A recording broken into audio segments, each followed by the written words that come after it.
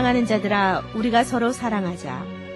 사랑은 하나님께 속한 것이니 사랑하는 자마다 하나님께로 나서 하나님을 알고 사랑하지 아니하는 자는 하나님을 알지 못하나니 이는 하나님은 사랑이심이라.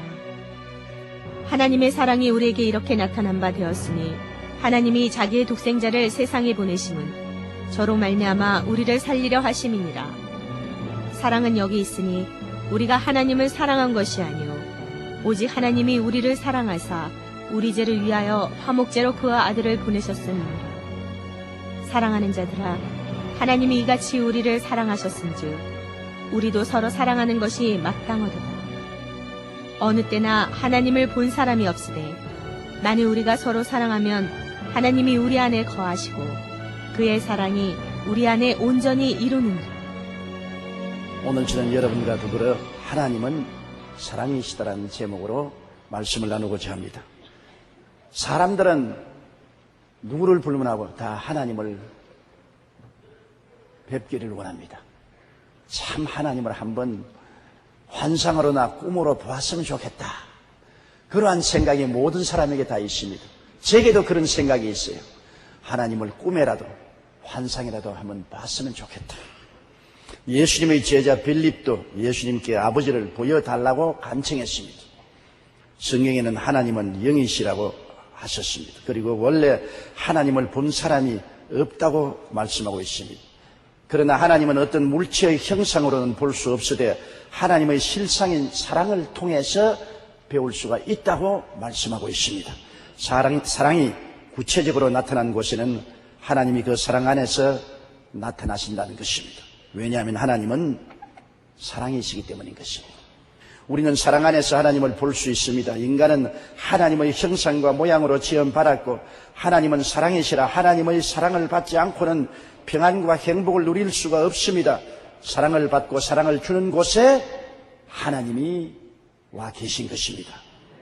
첫째로 하나님의 모습은 사랑이십니다. 사랑 안에 하나님이 계십니다. 미움인 곳에는 하나님이 계시지 않습니다. 마귀가 있습니다. 사랑은 하나님의 형상이요 미움은 마귀의 형상이라고 성경은 말하고 있는 것입니다. 요한일서 4장 7절로 8절에 사랑하는 자들아 우리가 서로 사랑하자. 사랑은 하나님께 속한 것이니 사랑하는 자마다 하나님으로부터 나서 하나님을 알고 사랑하지 아니하는 자는 하나님을 알지 못하나니 이는 하나님은 사랑이십니다. 하나님이 사랑이시기 때문에 하나님을 모신 사람마다 사랑을 하게 되고 하나님을 모시지 않은 사람은 사랑을 하지 않게 되는 것입니다. 마음속에 샘물이 있으면 바깥으로 그 샘이 흘러 넘쳐 나오게 되는 것입니다.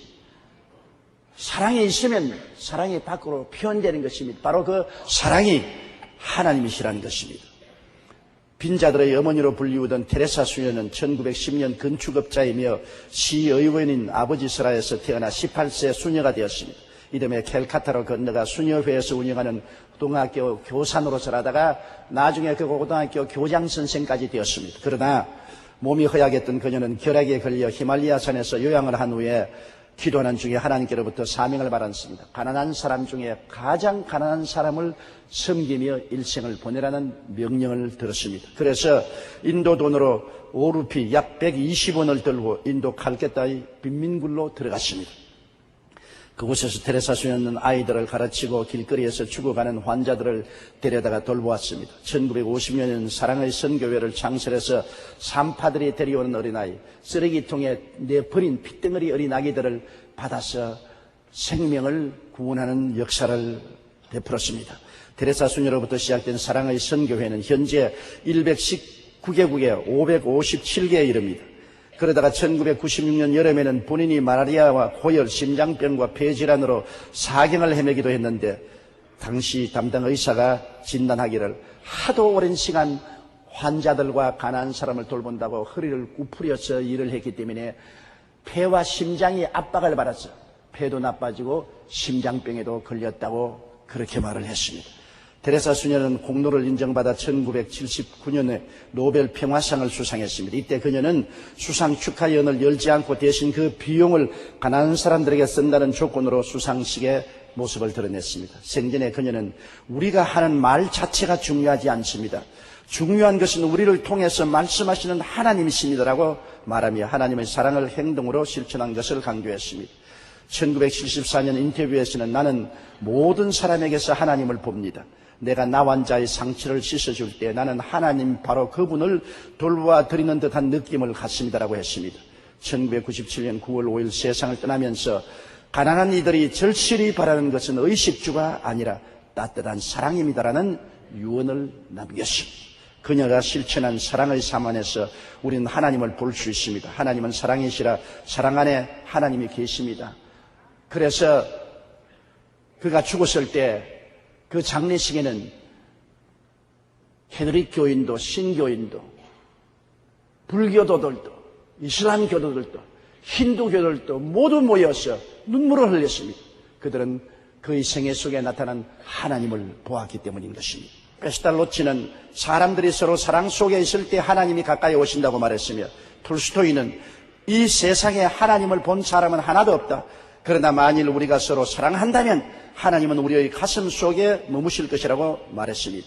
그렇기 때문에 오늘 물체적인 하나님을 보려고 애쓸 필요가 없습니다. 하나님은 영이시라 물체로 나타나지 않으십니다. 그러나 하나님의 영적 실체는 사랑인 것입니다. 하나님은 사랑을 통해서 천지와 만물을 지으셨고 우리 인생들을 돌보시고 있습니다. 사랑이 있는 곳에 하나님이 계십니다. 부부간 서로 뜨겁게 사랑할 때 그 가정에 하나님이 계십니다. 부모 자식 간에 뜨겁게 사랑할 때 그곳에 하나님이 계십니다. 우리가 이웃을 사랑하고 돌봐줄 때 그곳에 하나님이 계신 것입니다. 사랑이 역사하는 그곳에 언제나 하나님이 역사하시는 것입니다. 둘째로 십자가 예수님을 통해 나타난 하나님의 참 모습을 우리는 보아야 되는 것입니다. 예수님은 하나님의 아들로 오셨지만은 사람으로 오셔서 사랑을 실천함으로 하나님이 어떠하신 분인 것을 우리에게 보여주셨습니다. 요한일서 4장 9절로 10절에 하나님의 사랑이 우리에게 이렇게 나타난 바 되었으니 하나님이 자기의 독생자를 세상에 보내심은 그로 말미암아 우리를 살리려 하심이라. 사랑은 여기 있으니 우리가 하나님을 사랑한 것이 아니요 하나님이 우리를 사랑하사 우리 죄를 속하기 위하여 화목제물로 그 아들을 보내셨습니다. 하나님의 사랑이 우리에게 이렇게 나타난 바 되었다는 것입니다. 하나님의 사랑이 어떻게 나타났습니까? 독생자 예수 그리스도를 보내시사 그가 우리의 죄와 더러움, 병, 저주, 죽음을 다 몸에 걸머지시고 십자가에 못 박여 몸을 찢고 피를 흘리시는 것을 보십시오. 하나님의 아들 예수 그리스도께서는 죄를 지은 적도 없습니다. 그러므로 그는 죽을 수 없는 사람이요 병들 이유도 없고 가난과 저주에 몸부림칠 필요도 없습니다. 그러나 하나님의 사랑이 그를 통해 나타나서 죄를 대신 짊어지시고 더러움을 몸소 짊어지시고 병을 감당하시고 저주를 당하시고 죽음을 걸머지고 십자가에 한없는 고통을 당하신 것입니다. 이것은 하나님의 사랑 때문에 그런 것입니다. 그렇게 할 필요가 없는데도 하나님이 우리를 사랑하셔서 그 아들을 통해서 하나님의 사랑을 나타내 보여주신 것입니다. 그러므로 우리가 십자가를 바라볼 때 그냥 예수 그리스도의 매달린 형상을 보는 것이 아니라 하나님의 사랑이 그곳에서 강물처럼 넘쳐남을 우리가 보아야만 하는 것입니다. 요한복음 3장 16절에 말씀대로 하나님이 세상을 이처럼 사랑하사 독생자를 주셨으니 이는 누구든지 저를 믿으면 멸망하지 않고 영생을 얻게 하려 하십니다.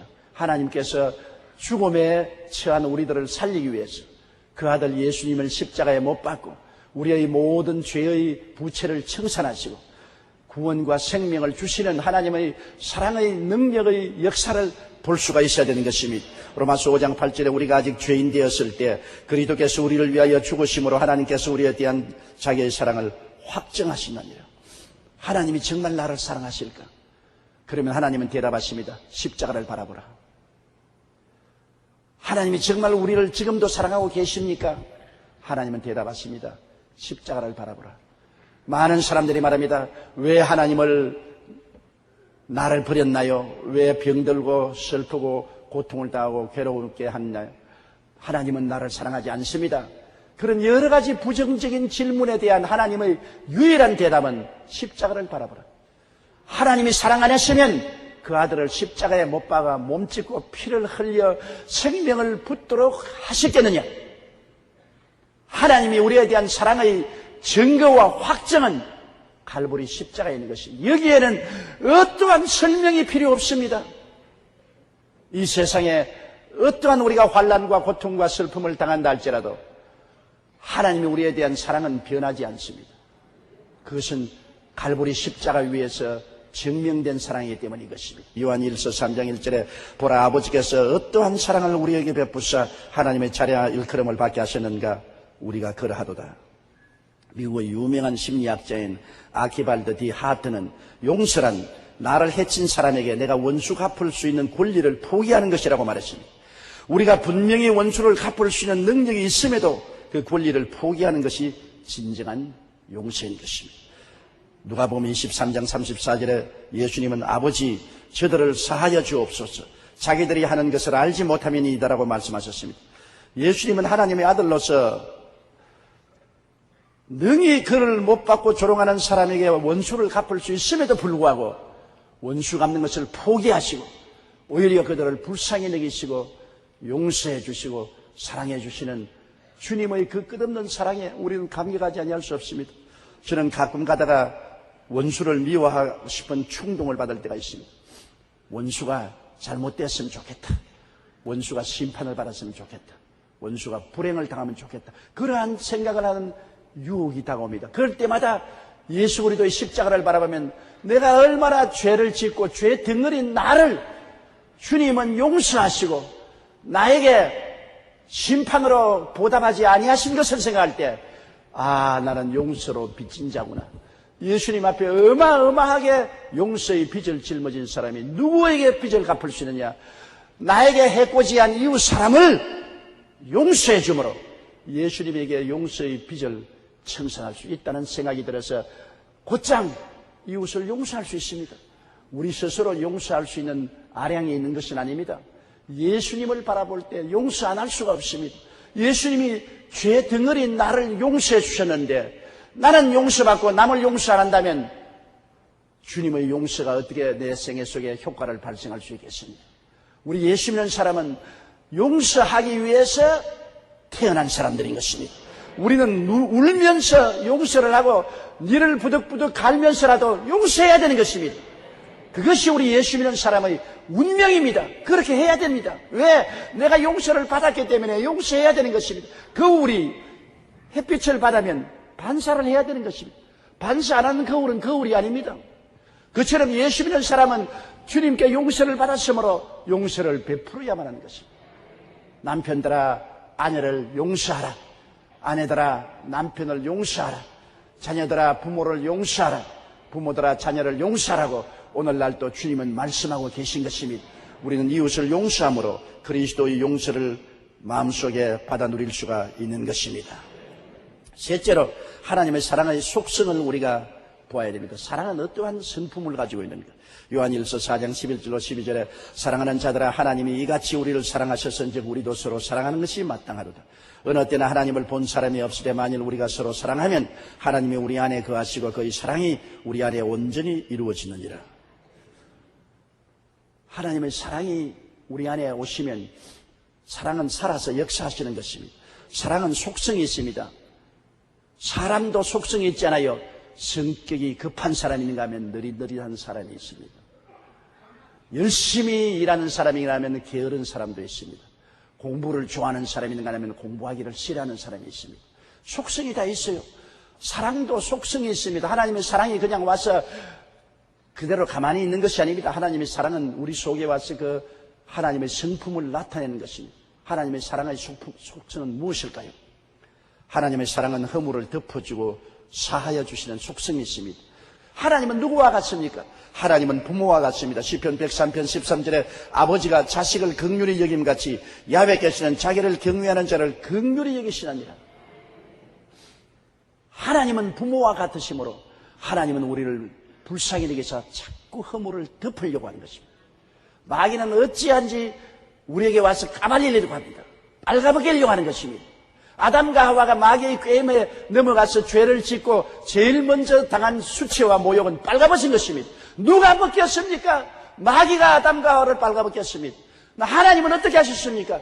짐승을 잡아 가죽을 벗겨 피를 흘리고 옷을 지어서 아담과 하와에게 입혀 주었습니다. 마귀는 벗기고 하나님은 입히시는 것입니다. 인생이 죄를 짓고 불의하고 추악하고 벌거벗어 하나님 앞에 나갈 수가 없도록 마귀가 만들어 놓고 박수를 치고 이제는 인류를 다 멸망시켰다. 이제는 저들이 영원히 지옥에 가서 죽을 수밖에 없다고 발을 동동 굴렀는데 하나님은 인생들을 입히시기 위해서 그 아들 예수님을 이 세상에 사람으로 보내셔서 인류 공동체의 머리가 되어서 대신 인간의 죄를 짊어지고 십자가에 몸짓고 피 흘려서 인류의 죄를 씻고 그 의로운 옷을 벗겨서 우리에게 입혀주신 것입니다. 마귀는 벗기고 예수님은 입혀주신 것입니다. 잠언서 10장 12절에 미움은 다툼을 일으켜도 사랑하는 모든 허물을 가리느니라. 미워하는 사람은 자꾸 빨가벗기고 다투고 논쟁을 겁니다. 그러나 사랑은 허물을 다 덮어버리는 것입니다. 다 허물을 덮고 나가는 것입니다. 베드로전서 4장 8절에 무엇보다 뜨겁게 서로 사랑할지니 사랑은 허다한 죄를 덮느니라. 교회에 와서 예수 믿는다고 하면서 자꾸 이웃을 못 살게 굴고 이웃의 약점을 덜치워내고 허물을 덜치워내고 나는 잘 믿는 사람이다. 내가 제일이다. 그렇게 말하는 사람은 대단히 오해를 하고 있습니다. 그는 바로 미움의 사자요, 마귀의 촉수요, 마귀의 종인 것입니다. 그러나 큰 온유한 마음으로 이웃을 감싸고 사랑하고 덮어주는 사람은 하나님의 사자요, 하나님의 사랑의 역사를 하는 사람인 것입니다. 하나님은 확대경을 하나 들고 계세요. 하나님의 확대경은 우리의 생애에 오면 우리는 움츠합니다. 저 확대경으로 우리를 들여다보면 우리가 어떻게 쓸 것이냐. 그러나 하나님의 확대경은 두 가지 역할을 합니다. 여러분, 확대경을 보면 어떻습니까? 한쪽은 보면 멀리 적게 보이는 게 있고 한쪽은 하면 아주 가까이 보이는 게 있지 않습니까? 하나님은 우리의 약점은 멀리 보게 하는 것입니다. 장점은 확대경으로 크게 보시는 것입니다. 어찌하여 나같이 못난 인생을 하나님이 사랑하시는가? 왜 날 사랑하나? 왜 날 사랑하나? 나같이 죄를 짓고 불의하고 추악한 사람을 하나님은 사랑하셔서 기도 응답을 해주시고 은혜를 주시냐? 왜 날 사랑하냐? 확대경을 들고서 내 장점만 보시기 때문인 것입니다. 하나님은 내 장점을 보시고 사랑을 해주시는 것입니다. 단점은 하나님은 안 보려고 하는 것입니다. 갈라디아서 5장 1절에 하나님은 그리스도께서 우리를 자유케 하려고 자유를 주셨으니 그러므로 굳건하게 서서 다시는 종의 멍에를 매지 말라. 하나님의 사랑의 속성은 우리에게 자유를 주는 것입니다. 묶여 사는 것은 원치 않습니다. 죄의 종이 되지 않기를 원하고 세상과 마귀의 종이 되지 않기를 원하고 병에 묶여서 평생을 고통 속에 살기를 원하지 않냐고 가난과 저주에 묶여서 콧물을 줄줄 흘리며 주접을 떨고 살기를 원치 않냐며 사망과 음부에 묶여서 영원히 종살이하기를 원치 않냐는 것입니다. 갈라디아서 5장 11절에 형제들아 너희가 자유를 위하여 부르심을 입었으나 그러나 그 자유로 육체의 기회를 삼지 말고 오직 사랑으로 서로 종노릇하라고 말한 것입니다. 요한복음 8장 32절에 진리를 알지니 진리가 너희를 자유케 하려고 말한 것입니다. 하나님의 사랑은 우리에게 와서 모든 묶인 줄을 끊고 사슬을 끊어버리고 멍에를 제껴버리고 자유와 해방을 주는 것입니다. 우리가 영혼이 잘됨같이 범사에 잘되며 강건하고 생명을 얻되 풍성하게 얻도록 자유를 주는 것이 하나님의 속성인 것입니다. 그리고 사랑의 속성은 심신을 치료하십니다. 병든 걸 원치 않아요. 어느 부모가 자식이 병들기를 원합니까? 하나님이 우리 마음이나 육체가 병들어 있기를 원하는 하나님은 결코 안 합니다. 하나님은 우리를 치료하시는 하나님인 것입니다. 하나님은 나의 이름은 야훼 라파다. 나는 치료하는 하나님이라고 말씀합니다. 하나님의 아들 예수 그리스도를 통해서 하나님의 사랑이 나타났는데 예수님이 이 땅에 오셔서 하신 일은 그의 사역의 3분의 2는 귀신을 쫓아내고 병을 고치는 사역을 하신 것입니다.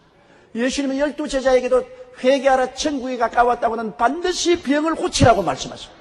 70인의 제자를 두 사람 보내면서 회개하라 천국이 가까웠다고 어느 곳에 들어가든지 주는 것을 먹고 그곳에 있는 병자를 고치라고 말합니다. 마지막 주님이 유언으로 남긴 말씀 보면 믿는 자들에게는 이런 표적이 따르니 저희가 내 이름으로 귀신을 쫓아내며 병든 자에게 손을 얹은 적 나으리라고 말씀하는 것입니다. 주님은 치료를 원하시는 것입니다. 병들어서 고생당하는 것을 원치 않는 것입니다. 시편 103편 3절로 5절에 하나님께서는 우리에게 기억을 새롭게 하고 잊지 말라고 하시는데, 내 영혼아 야훼를 송축하라. 내 속에 있는 것들아 다 그 성호를 송축하라. 내 영혼아 야훼를 송축하며 그 모든 은택을 잊지 말라. 하나님이 우리에게 나타나신 역사를 잊지 말라는 것입니다. 무엇을 잊지 말라는 것입니까? 제가 내 모든 죄악을 사하시며 내 모든 병을 고치시며 내 생명을 파멸해서 구속하시고 인자와 긍휼로 관을 씌우시며 좋은 것으로 내 소원을 만족해 하사 내 청춘으로 독수리같이 새롭게 하시는도다. 병든 병아리같이 만든다고 말하지 않으셨습니다. 독수리같이 날개치며 올라가게 만들어주겠다고 말씀한 것입니다. 시편 147편 3절에 상심한 자들을 고치시며 그들의 상처를 싸매시는 도다라고 말하고 있는 것입니다. 스페인 바르셀로나 출신의 호세 까레라스는 루치아노 파파로치와 플라시도 도밍고와 함께 전 세계가 알아주는 3대 성악가 중에 한 사람입니다.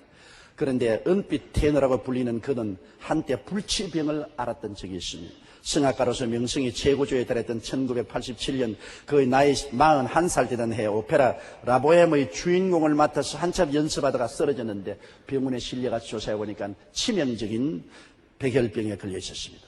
의사는 고개를 흔들면서 살 가능성이 없다고 말했습니다.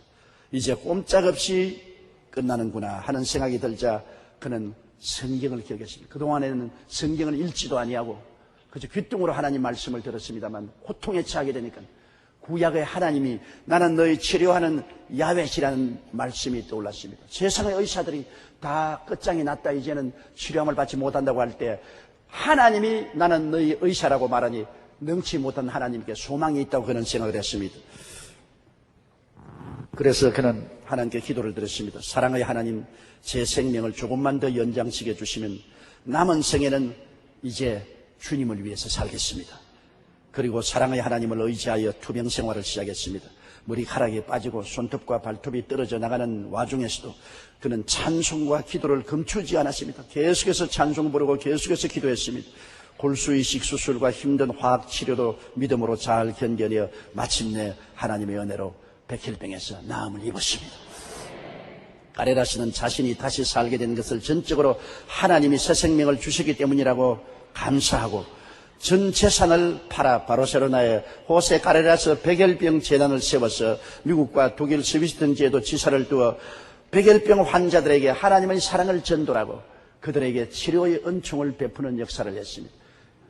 비로소 까레라스를 통해서 하나님의 사랑이 나타나게 된 것입니다. 지금도 그는 이렇게 말합니다. 때로는 질병도 은혜가 될 때가 있습니다. 나는 백혈병과의 싸움을 통해 나보다 남을 생각할 줄 아는 사람으로 변화되었습니다. 이제 나는 단순히 노래만 부르지 않습니다. 나의 생명을 연장시켜 주신 하나님께 감사하며 살아있을 동안에 하나님을 감사하고 기뻐하며 하나님을 축하하고 하나님이 주신 물질을 가지고서 이웃을 사랑하는 데 쓰고 있습니다. 하나님의 사랑은 우리의 심신을 치료하실 뿐 아니라 모든 것을 합력하여 선을 이루시게 하시는 것입니다. 하나님의 사랑의 속성은 또한 용기와 희망과 복을 주십니다. 하나님께서는 낙심한 자에게 용기를 주고 절망한 자에게 희망을 주고 그리고 우리에게 복을 주시기를 원하시는 것입니다. 하나님이 복의 근원이십니다. 하나님은 화를 당한 적이 없습니다. 하나님은 실패한 적이 없습니다. 하나님은 성공이시요 하나님은 복이시요 하나님은 은혜심인데 하나님께 나가서 복을 안 받으면 누구에게 복을 받겠습니까? 에레미야 29장 11절에 야훼의 말씀이니라. 너희를 향한 나의 생각은 내가 하나니 평안이요 재앙이 아니니라. 너희에게 미래의 희망을 주는 것이라. 재앙을 주는 것이 아니라 희망을 주고 평안을 주는 것이 우리에 대한 하나님의 생각이라고 성경은 말씀하고 있는 것입니다. 좋으신 하나님의 사랑은 우리가 어떤 상황에 있을지라도 용기와 희망을 주시고 복을 주시는 것입니다. 그리고 사랑의 속성은 영생 천국을 주시는 것입니다. 하나님은 우리를 사랑하시기 때문에 어찌하는지 우리가 시간 저 건너편 영원으로 이 제한된 공간 저 건너편 무한으로 살기를 원하는 것입니다. 주님께서는 우리를 그냥 살다가 사라지기를 원하지 않습니다. 하루는 개구리가 하루살이하고 놀다가 하루살이를 보고 자 이제 날이 어두웠으니 내일 만나자. 하루살이가 내일이 뭐냐? 하루밖에 못 사니까 내일이 없지 않아요. 오늘날 하루살이처럼 사는 사람이 많습니다. 우리가 예수를 믿고 시간에서 영원으로, 유한에서 무한으로 살자 그러면 영원이 뭐냐, 무한이 뭐냐 그럽니다. 물질적인 세계밖에 모르기 때문에 그런 것입니다. 그러나 인간은 하나님의 형상과 모양대로 지음을 받았기 때문에 천당에 가서 영원히 살 수도 있고 지옥에 가서 영원히 고통당할 수도 있는 것입니다. 우리는 단지 육신의 천막집에 살 따름입니다. 천막을 치고 사는 사람이 천막을 걷어치웠다고 사람이 없어지지 않습니다. 천막집은 낡아서 없어져도 천막 안에 있던 사람은 영원히 천국에 가든지 지옥으로 떨어진지 할 따름인 것입니다. 요한복음 11장 25절에 예수님이 나는 부활이요 생명이니 나를 믿는 자는 죽어도 살 것이라고 말씀하셨습니다. 요한복음 14장 3절에 가서 너희를 위하여 거처를 예비하면 다시 와서 너희를 나 있는 곳에 함께 있게 하시리라고 말씀하신 것입니다. 고린도후서 5장 1절에 만일 땅에 있는 우리의 장막집이 무너지면 손으로 짓지 않은 영원한 집이 우리에게 있는 줄 안다고 바울 선생은 말씀하고 있는 것입니다. 인간은 하나님의 형상과 모양으로 지음을 받았고 하나님은 사랑이십니다. 하나님의 사랑을 받지 않고는 결코 평안과 행복을 누릴 수가 없습니다. 왜냐하면 우리가 하나님처럼 만들어졌기 때문에 하나님의 본질인 사랑이 우리 속에 들어와야 우리가 비로소 삶을 행복하게 누릴 수 있고 평안을 가질 수가 있는 것입니다. 미움은 우리하고 다릅니다. 미움은 마귀의 속성이기 때문에 미움이 들어오면 우리 마음에 불안과 공포, 좌절과 절망이 있을 따름인 것입니다. 미움이 가져오는 파괴의 행동이란 얼마나 무섭습니까? 미움은 마귀의 형상이요 사랑은 하나님의 형상인 것입니다. 여러분의 마음속에 미움이 있으면 마귀가 왔다고 생각하십시오. 마귀를 여기 있다 저기 있다 못하리니 마귀는 미움 가운데 있습니다. 하나님을 여기 있다 저기 있다 못하리니 하나님은 사랑 가운데 계시기 때문인 것입니다. 사랑을 받고 사랑을 주는 곳에 하나님이 계신다는 것을 잊지 마시기 바랍니다. 그러므로 믿음, 소망, 사랑 이 세 가지는 항상 있을 것인데 이 중에 제일은 사랑이라. 예수를 구주로 모시고 하나님을 아버지로 모시는 사람은 반드시 그 속에 사랑이 넘쳐나고 사랑 안에 사는 사람이 되어야만 하는 것입니다.